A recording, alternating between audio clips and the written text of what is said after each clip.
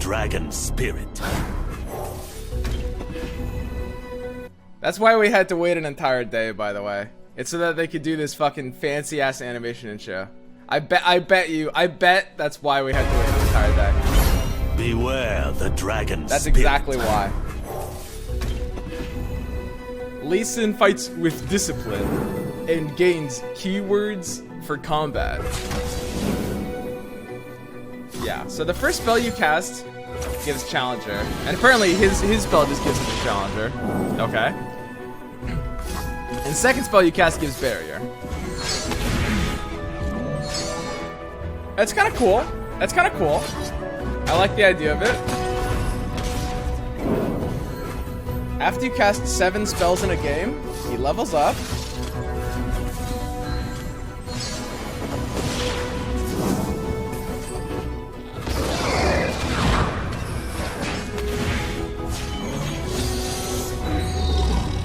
The dragon spirit awakens. Okay. Now when he challenges a foe, he kicks them into their nexus. What the fuck?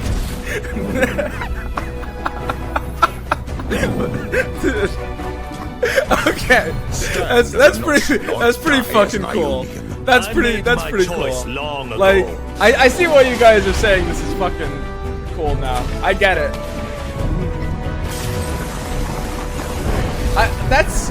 Honestly, that's just really fucking funny. Like, I dig it. Alright. I'm with it. So let's go ahead and evaluate this card in a vacuum, okay? So Lee Sin, how are we doing? It's a 6-mana 3/6, and all you need to have done is cast 6 spells. So you're gonna want to combine him with probably P and Z, but maybe Shadow Isles. That's gonna be kind of the most important thing. That's the way to level him up, because that's where you're gonna get your most spells. But I mean, I'm sure there will be ways of combining him with other things for sure.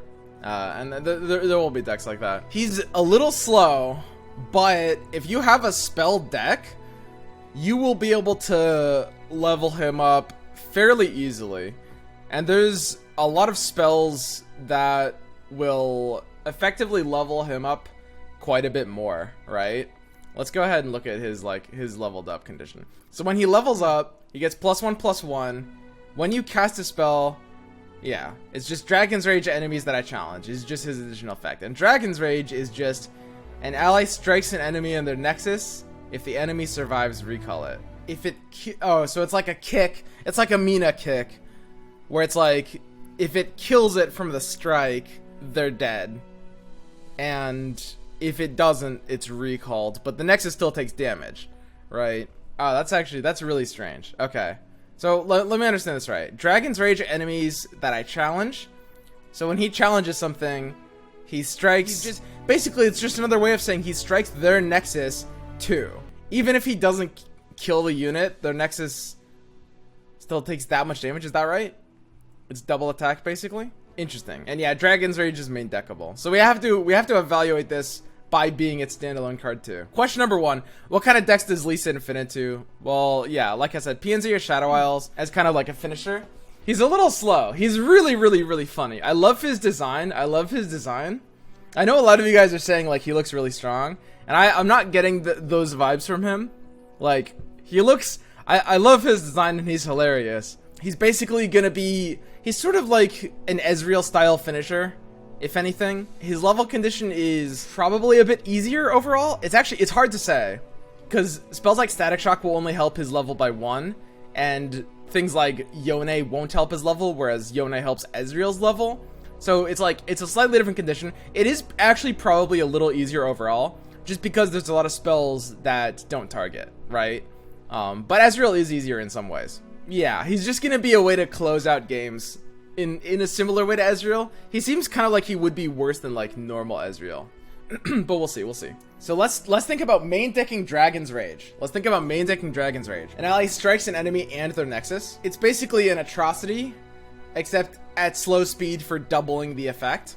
Yeah, basically you're striking it before the Lee Sin has to strike it, right? It's like Yeah, you're casting the 7-mana spell for free. Overall, it looks like something you wouldn't really want to be main decking. Shiraza. Yeah, the Shiraza synergy is pretty big. Shiraza the Blade. You get basically a straight up strike to the Nexus that is unblockable. It's just contingent on a spell going off. It's really, really expensive. It's really, really expensive to use this with Shiraza, but Shiraza decks are already playing Ionia, so that's definitely one way you could use this. And it doesn't get blocked by, like, you know, elusives. So I think this is definitely going to be a good meme finisher for Shiraza decks. But overall, it just seems like a kind of like really awkward atrocity, right? Then we've got Claws of the Dragon. Summons me from hand once you've played 2 spells this round. So you're basically getting a 0-mana 3/2 if you play 2 spells in 1 round. That is pretty crazy. Is there some weird way to abuse this? 2 mushrooms? Yeah, you can use it with mushrooms. I see tempo play. Can be burst as well. Yeah, exactly. It doesn't take an action. So you can do like a weird double jury rig Claws of the Dragon. And it's an interesting recall target too. Maybe with Jinx. Yeah. Whirling Axes, it works okay with. You're basically getting like a super tempo play. You could build some like aggro Ionia deck to use with this. Right now, aggro Ionia is basically like elusives, and elusives don't play a lot of spells. So you'd have to combine with this with cheap spells. Let's have a look at like all the other cards before I like go deep into theory crafting anything. Sonic Wave. Give an ally challenger this round. Create a fleeting resonating strike in hands. We don't even see which we have to look at this first. And resonating strike is very simply just give an ally +2 attack this round for a burst of 1, right? So Sonic Wave is give an ally challenger. I believe this is Lee Sin's spell, presumably. Which means if you draw double Lee Sin, the second Lee Sin will turn into a Sonic Wave, which will be a resonating strike. So that's 2 spell triggers off of just the second Lee Sin. That's pretty cool. Or just main decked Sonic Wave. That's actually quite pog. However, I will say, like, Sonic Wave is pretty expensive. Like 2 mana to give an ally challenger and like get the resonating strike. Basically, you're paying a total of 3 mana to give 1 ally challenger and another ally to attack this round. Yeah, that's not bad actually.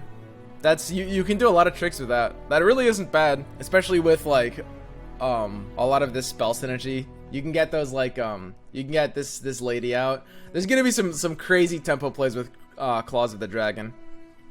That's gonna be really sweet. And then there's retreat and return. Recall an ally to create a fleeting return in hand. And return's just the return's different. Summon an ally that costs 3 or less from hand. Okay. Summon an ally that costs 3 or less from hand. Interesting. Presumably this is a token that you can't main deck, otherwise that would be unfair. So retreat allows you... Whoa.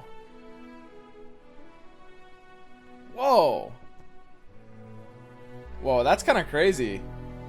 Wow, retreat's like a good card then. Zed turn, yeah, you can play Zed as well with return. You'll notice that return, you know, Zed costs 3, so this is gonna work well into Zed decks. I think it's pretty bad. What can you do with it? Okay, so it's basically a glimpse where instead of drawing 2 cards, you are drawing 2 cards, but the 2 cards you're drawing are the unit that died and a card that's very powerful that you're not able to main deck, which is return, right?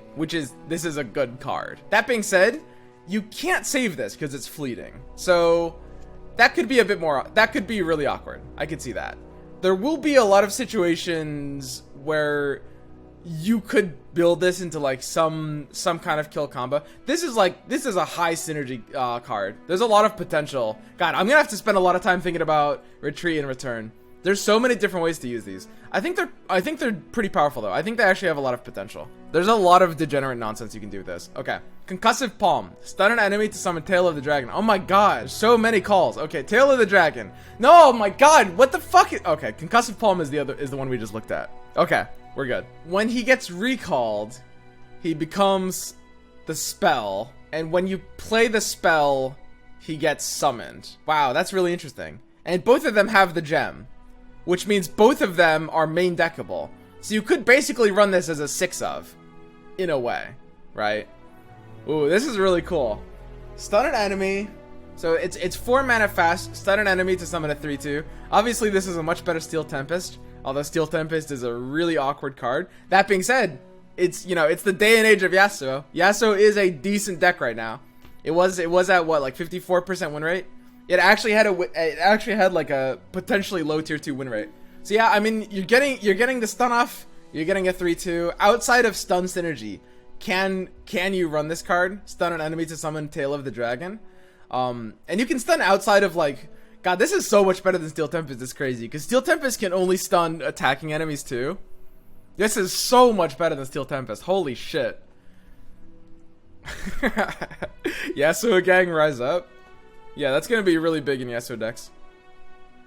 And then when you recall this, basically you're just getting another concussive palm, right? So you can kind of like chain it together. 4 mana 2 body swing on fast and can provide more value. Palm is nuts. Really? That's interesting. It's sort of like in Arachnoid Sentry, where you have the ability to, it costs 1 more mana. It's the same thing. It's a stun attached to a 3/2. It's like Arachnoid Sentry, but you can use it at fast speed, which is pretty crazy. I mean, it costs 1 more mana, but it's also a spell, so there's spell mana.